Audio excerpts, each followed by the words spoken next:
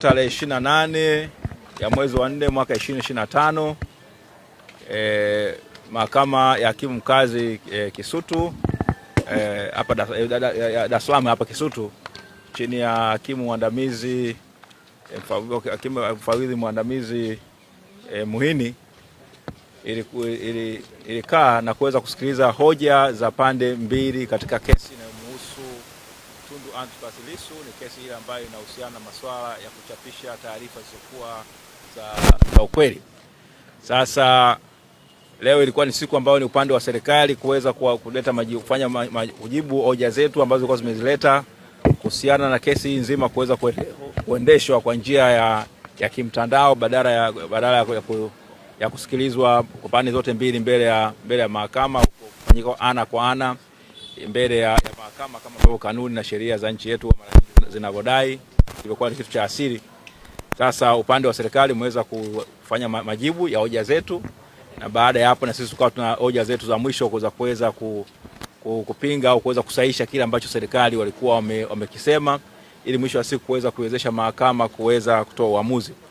Hoja zilikuwa zimejikita kwamba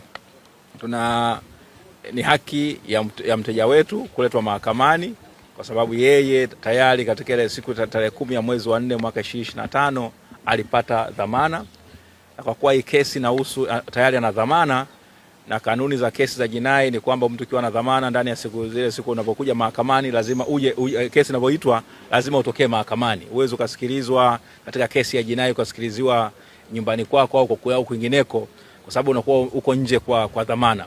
Sasa mteja wetu katika kesi hii ndugu Tundu Antipas Lissu ana dhamana, na kwa maana hiyo yeye anatakiwa kila kesi inapoitwa kesi hii ya kuchapisha taarifa za uongo lazima atokee mahakamani. Sasa sivyo ilivyo, kwa sababu tumekuwa tunaendesha kesi hii kwa njia ya kimtandao, na mteja wetu akiwa anafahamu haki yake au haki zake za kisheria amekazania kwamba hawezi kushiriki. Kwa hiyo kule magerezani na vile vile kushiriki, tumekuwa upande sisi tulikuwa upande wa mahakama, tulikuwa